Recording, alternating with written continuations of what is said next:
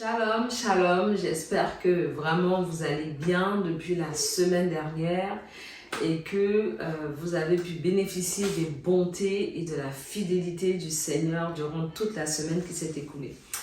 Donc nous voici partis pour une nouvelle exhortation, je vais prier. Seigneur Jésus, je te remercie pour cette opportunité que tu me donnes de pouvoir, Seigneur Jésus, parler en ton nom. Je te remercie, Père éternel, parce que cette exhortation, ce message que je vais apporter ne vient pas de moi, il vient de toi, Seigneur, et je prie que le but de ce message, Seigneur, soit atteint dans les cœurs des personnes que tu as appelées à écouter ce message et que ce message te glorifie et soit uniquement pour la gloire de ton Saint-Nom, pour la gloire de ton royaume et que véritablement ton nom soit béni dans nos vies au nom de Jésus. Amen. Voilà, donc comme je disais, j'espère vraiment que votre semaine s'est bien passée. Je voudrais donc bénir le Seigneur pour ce nouveau jour et cette nouvelle possibilité de parler de lui. Vraiment, notre Dieu est bon. Nous avons un Dieu bon dont les bontés n'ont pas de fin, nous dit la Bible. Nous avons un Dieu fidèle dont la fidélité est certaine. Cette fidélité-là, elle est garantie, elle est certaine. Le Seigneur nous a dit dans sa parole que nous, on peut être infidèles, on peut se renier, mais le Seigneur, lui, ne se renie jamais. Donc, je voudrais juste te dire ça, voilà. Souvenons-nous que notre Dieu est un Dieu bon, il n'est pas un Dieu gentil. Ah, si vous voulez savoir quelle est la différence, allez, on va regarder, vous aurez la possibilité, de le regarder dans le dictionnaire. Je voudrais aussi encourager quelqu'un à connaître réellement Dieu. Vraiment, connaître Dieu, ce n'est pas juste de ce qu'on a entendu, quand je vais dire le témoignage des autres. Mais connaître véritablement Dieu, c'est être dans une relation intime avec lui, c'est être dans une relation un tête-à-tête, un face-à-face, dans cette relation, le Saint-Esprit est libre de nous enseigner, de nous corriger, voilà, de nous faire du bien. Donc vraiment, comme le dit quelqu'un, un homme de Dieu que j'aime bien, le Seigneur n'est pas plus loin de nous que là on pense qu'il est. Donc ça veut dire que si on estime que le Seigneur est très loin, il sera très loin. Si on estime que le Seigneur est proche de nous, alors il sera proche de nous. Donc je ne peux que vous encourager, vraiment, si vous ne vivez pas encore cette relation intime avec le Seigneur, d'accepter, de le laisser vraiment vous transformer, vous renouveler votre intelligence.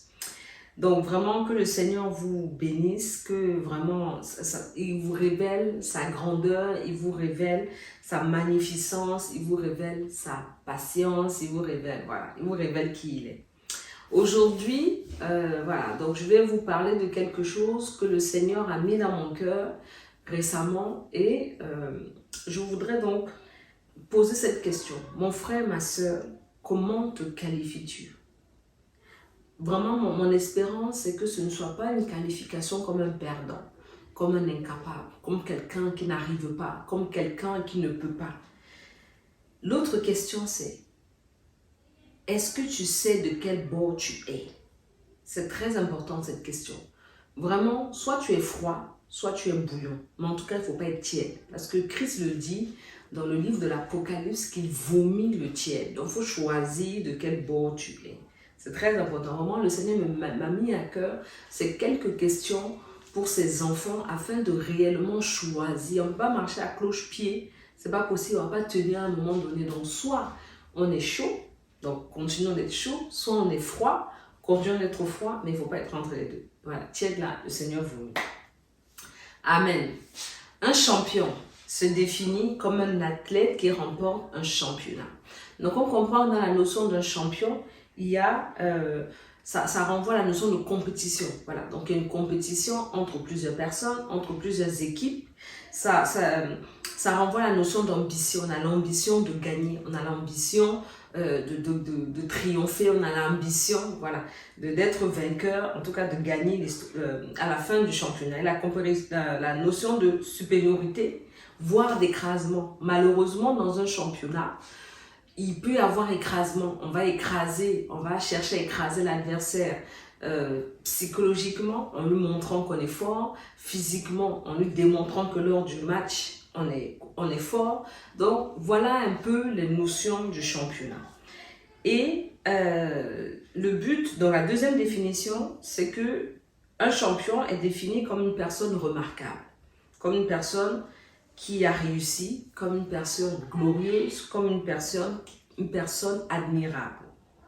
Voilà, donc les synonymes du mot champion, c'est compétiteur, challenger, voilà, compétiteur, challenger. Et l'origine, l'étymologie de ce mot, dans le latin ancien, était combattant. Combattant, et dans l'allemand, c'est campion. Campion. Donc champion, on va dire, dérive de l'allemand.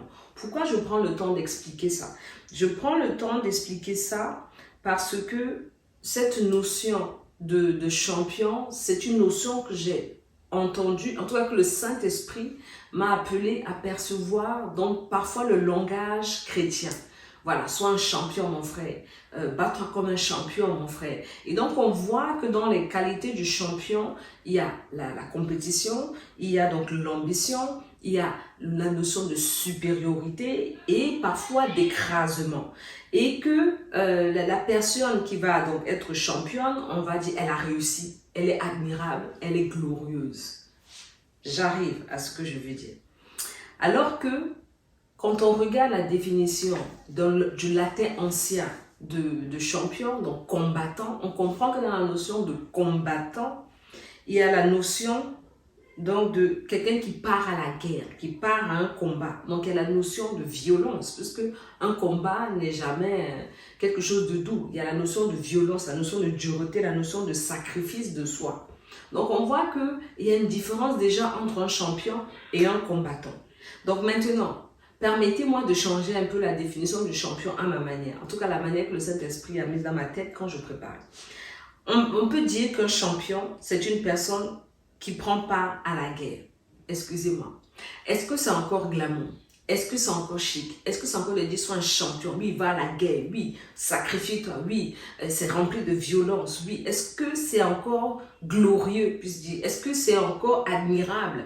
Est-ce que c'est encore ce sentiment de supériorité quand on dit ça? Non. Donc, pourquoi? Parce que le combattant, il va dépenser son énergie, il va se sacrifier pour une cause commune, alors que le champion va dépenser son énergie, il va se sacrifier pour sa propre cause, pour gagner le championnat, pour gagner quelque chose, pour réussir à quelque chose, donc c'est-à-dire l'excellence, le succès. Maintenant, à la définition du mot champion. Est-ce qu'on peut dire qu'un enfant de Dieu est champion au vu de tout ce qu'on vient de dire? La réponse, je la laisse, mais chacun va commencer à réfléchir à cette réponse et au fur et à mesure vraiment de l'exhortation, chacun va pouvoir trouver la réponse à cette question. Maintenant, est-ce qu'un champion peut représenter Christ? Au vu de la définition que je viens de laisser, est-ce qu'on peut dire qu'un champion peut représenter Christ? Est-ce que celui qui va dépenser son énergie pour sa propre cause, qui peut écraser quelqu'un pour arriver à cette cause, qui va chercher le succès, qui va chercher la réussite, qui va chercher la gloire, qui va chercher l'admiration de la part des autres, qui va être ambitieux, est-ce que celui-là peut représenter Christ aujourd'hui? Est-ce contre qui, notre question, le champion va-t-il compétir? Parce que nous sommes dans un championnat, donc il y a des adversaires. Ce sont des adversaires dans ce championnat. On va combattre, on va lutter contre des adversaires pour être le meilleur. Pour être le meilleur. Et parfois on va dire, coûte que coûte, vaille que vaille, il faut que je gagne.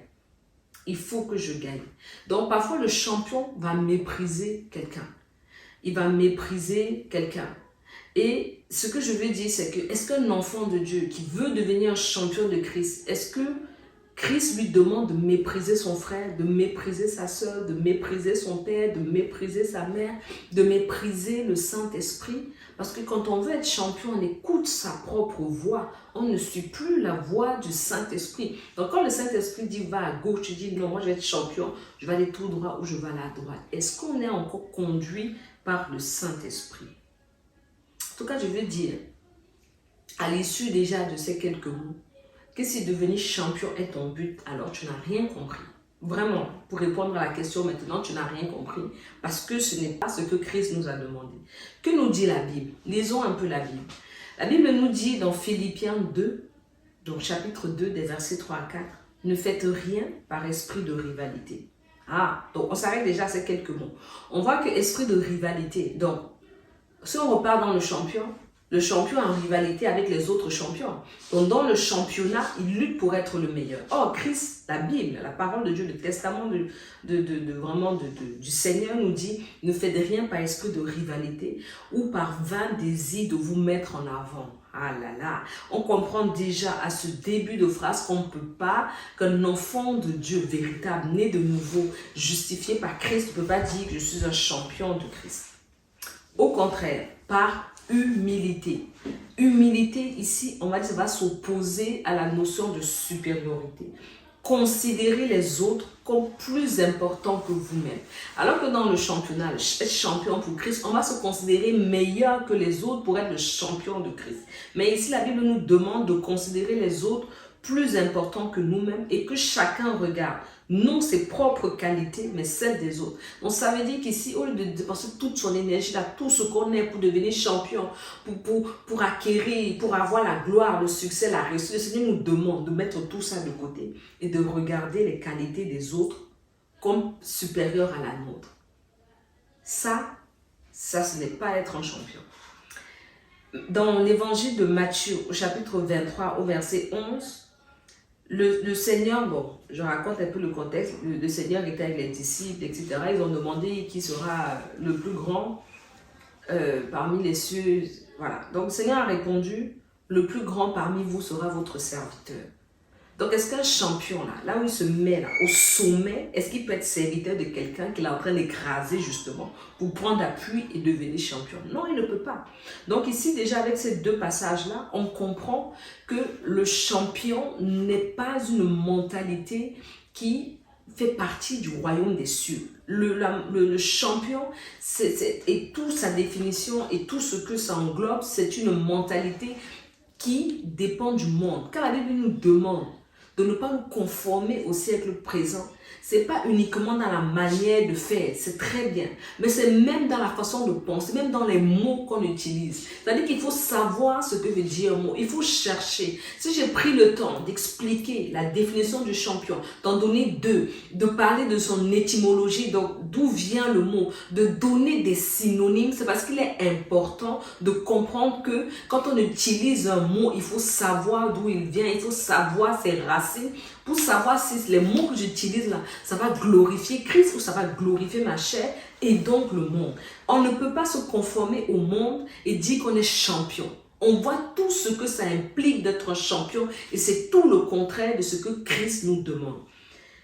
Dans le livre de 1 Corinthiens 10 au chapitre dans le livre de 1 Corinthiens 10, 24, que chacun de vous, au lieu de songer seulement à lui-même, recherche aussi les intérêts des autres. Est-ce que quand on voit le champion, quand on voit les grands de ce monde qui sont élevés, de qui on dit ils sont glorieux, ils sont admirables, il faut les imiter, est-ce qu'ils songent à eux-mêmes ou est-ce qu'ils songent aux autres? Quand on voit les profits des grandes entreprises de ce monde et qu'on voit que les salariés galèrent, est-ce qu'ils se soucient de l'intérêt des salariés? Pour juste rester vraiment simple. C'est pour expliquer que vraiment quand on veut s'approprier une mentalité, un mot, il faut comprendre d'où vient la racine de ce mot. Je parlais vraiment une petite parenthèse. Il n'y a pas longtemps avec le prophète Michael et je lui disais, mais l'affaire d'enterrement de vie de jeune fille, normalement nous en tant qu'enfants de Dieu ou de garçons, on ne doit pas faire ça. Parce que c'est une mentalité mondaine en fait. Quand je dis mondaine, c'est par rapport au monde. C'est une mentalité des enfants, des personnes qui ne croient pas en Dieu. Parce que c'est quoi la symbolique d'enterrer sa vie de jeune fille ou de jeune garçon? C'est de dire tout ce que j'ai fait comme débauche, tout ce que j'ai fait avant, j'arrête. Aujourd'hui, là maintenant, je vais me consacrer à un seul homme. Mais bon, comme c'est la dernière soirée, là, laisse-moi un peu profiter d'un stripteaseur, d'une stripteaseuse. C'est quoi ça? Ça, c'est la mentalité selon le monde. Maintenant, Christ, est-ce qu'en Jésus, ça nous dérangerait ou pas d'aller faire ça? Mon mari est témoin et tous ceux qui sont témoins de nous, on n'a pas fait ça. Bon, j'avoue qu'à l'époque, on ne pouvait pas le faire. Mais aujourd'hui, je suis contente de ne pas l'avoir fait. Parce qu'avec le recul, je me dis, Seigneur, merci. Parce que là où j'ai pleuré dans le passé en me disant, hey, Seigneur, je me suis mariée, je n'ai même pas eu une petite fête pour me symboliser. Le Seigneur me dit, mais fête-là, tu voulais faire quoi dans la fête? Il dit, Seigneur, au moins me retrouver avec les frères, on fait les déguisements. Et il me dit, quelle est la racine, quelle est la source de cette mentalité? Là, j'ai répondu, Seigneur, en tout cas, ce n'est pas de la Bible. Est-ce que dans la Bible, on parle de fête de jeune fille ou comment on appelle ça? Je me suis même mélangée. Est-ce qu'on parle dans la Bible d'enterrement de vie de jeune fille ou d'enterrement de vie de jeune garçon? Non. Non, faisons attention. Faisons attention qu'on ne s'approprie des principes du monde ou des choses du monde. Il faut avoir le discernement. Ça, c'était la parenthèse. La Bible nous dit dans Matthieu 11, verset 12, « Mais depuis les jours de Jean le baptiseur jusqu'à maintenant, le royaume des cieux est pris par la violence et les violents le ravissent. » Si vous vous souvenez, les violents, j'en ai parlé. J'en ai parlé de cette violence. Quels sont ces violents qui ravissent, qui veulent s'emparer du royaume des cieux? Quels sont ces violents-là depuis Jean le baptiseur? Qu'est-ce que Jean le baptiseur est venu faire sur la terre? Il est venu dire, il est venu préparer le chemin du Seigneur. Il est venu dire, répentez-vous quand le royaume des cieux s'approche. Donc depuis le moment où Jean est venu, c'est-à-dire que la naissance de Jean, puisque Jean, il n'y avait que quelques mois d'écart entre Jean et Jésus, c'est-à-dire que quand Jean a commencé le ministère, c'est-à-dire que Jésus suivait. Donc à partir de ce moment-là, le royaume des cieux s'est approché, le royaume des cieux s'est fait baptiser, le royaume des cieux a marché et nous a laissé son testament. Ce sont les violents. Qui sont ces violents? Ce sont des combattants. Qui sont ces combattants? Des personnes qui recherchent la cause commune, des personnes qui dépensent, qui se sacrifient pour une cause commune. Et notre cause commune, c'est le royaume des cieux. Notre cause commune, c'est ce que Jésus nous aura dit. Allez et faites de toutes les nations des disciples, les baptisant au nom du Père, du Fils et du Saint-Esprit. Notre mission, quand Jésus nous a sortis du monde et que quand Jésus nous a sortis du monde, il nous a donné cette mission. Cette mission n'est pas réservée qu'aux apôtres, aux prophètes, aux évangélistes, aux docteurs, aux pasteurs. C'est réservé à toi et moi. Nous avons cette mission en tant qu'enfants de Dieu, d'être la lumière, d'être le sel de la terre pour les autres. Donc, on comprend ici que ce soit toi et moi, nous sommes des combattants de Christ. Nous combattons pour une cause commune. C'est que le maximum de personnes donnent leur vie à Jésus. C'est pour ça que Dieu use de patience. Depuis on dit Jésus revient, il ne revient pas. C'est parce qu'il use de patience. Jésus n'aurait pas usé de patience, moi je ne serais pas là. Beaucoup ne seraient pas là. Et chaque jour dans le royaume des cieux, il s'en rajoute des personnes. Parce que Jésus use de patience. Mais un jour, il arrêtera d'user de patience. Donc vraiment, je voudrais m'arrêter là pour aujourd'hui. Je voudrais nous encourager, à la lumière de ce que je viens déjà d'expliquer, que chacun examine sa vie, que chacun examine sa vie à la lumière vraiment de tout ce que j'ai dit plus haut. Saint-Esprit, viens et scrute mon cœur, sonde mon cœur. Si j'ai cherché à être la meilleure dans mon travail, pour que je sois plus glorieuse, pour que je suscite l'admiration, Saint-Esprit, je t'en prie, je me répands devant toi, que toi tu sois le premier et que moi je sois. Vraiment, si c'est le dernier même, c'est bien, si c'est même moins l'infini, c'est encore mieux. Saint-Esprit, à l'école, j'ai travaillé dur pour montrer que je suis excellent, pour être le premier, parce que même premier ex aequo, ça ne convenait pas. Saint-Esprit, je t'en prie, parle-moi. Si même dans le mariage, j'ai voulu me montrer que dans ma fratrie, je me suis mariée en premier, ou dans mes amis, je me suis mariée le premier. Saint-Esprit, sois le premier. Dans tout ce à quoi c'est eux, on veut être le meilleur. Que le Seigneur nous donne de nous humilier devant sa main puissante. Que le Seigneur soit béni. Je continuerai le message la semaine prochaine. Dans l'intervalle, si vous avez aimé, je vous invite à liker, à partager et à revenir la semaine prochaine pour continuer cette exhortation, cet enseignement selon ce que vous voulez, et que le Saint-Esprit, durant ce temps, prenne soin de vous et vous révèle ce qui ne va pas, que sa lumière brille en vous et révèle ce qui est caché afin que ce soit purifié et que votre vie le glorifie. Le mail et le WhatsApp sont affichés et je vous invite à revenir pour la semaine prochaine. Soyez bénis. Bye bye.